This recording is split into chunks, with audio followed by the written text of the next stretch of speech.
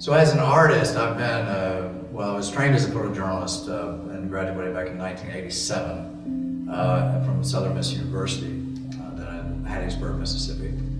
And I did newspaper and magazine work for several years, traveling down south. And just to make it a long story short, basically kind of hopped over to Portland, Oregon for a little while, did some PJ stuff there, moved to DC, and did some photojournalism work there. In 2002, I moved to Norfolk and started a business and actually did event photography and news photography. And in the meantime, I kind of wanted to give back to the photography community and began adjunct teaching at Tidewater Community College. I did that for about 10 years and eventually decided to go back because I knew that that's how I wanted to kind of end my career as a photographer, is to be a professor. And in the meantime, I wanted to get my Master of Fine Art, which I did at Norfolk State University. Wrapped that up in May of 2012 and began teaching there full-time as an assistant professor of photography in 2013.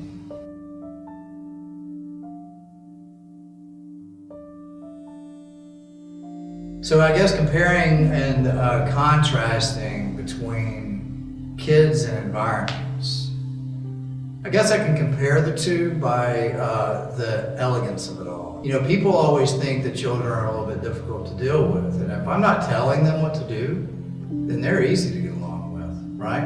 Children have a mind of their own. The environment has a mind of its own. So I think that, you know, that was the easy part with me, is photographing each one of them. The children were allowed to just be who they were, with not a lot of you know, confrontation or dealing with them at all. And then I have no say as far as what the environment does. So I just get to photograph that as is, you know? So I guess there is kind of a comparison between the two. That development of a child and actually being in the environment helps their growth as a human being, so to speak. Is it more emotional for you to work with children or to work in the playgrounds without the children?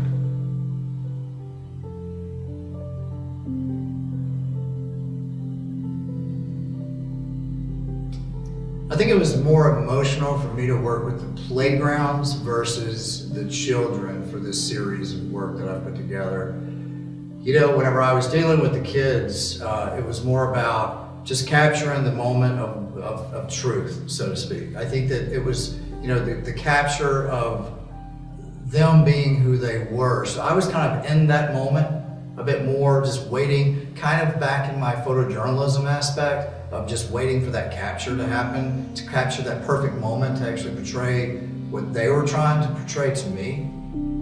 But the creation of the playground equipment, I think, was more emotional in the aspect that I was able to create exactly how I wanted that image to look. I can make that look more vibrant, I can make it look more sad, and then that was really the ultimate goal, was to actually make it look depressing, because it was a depressing type of atmosphere, you know, not being able to be played on, and that's where the nighttime kind of came in, and just being able to physically light the certain aspects or certain, you know, specific spots that I wanted to portray that darkness, I guess.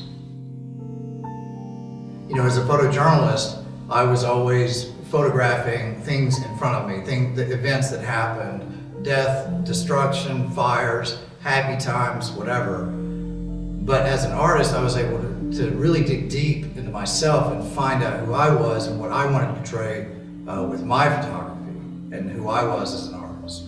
So whenever I look at inspiration now, I look at like Keith Carter, Sally Mann, back in the day. You know, obviously I still love Henri Cartier-Bresson, godfather of actually modern day photojournalism, I guess, from France. I followed a lot of his work. So I really do a lot more research now than I probably ever did before.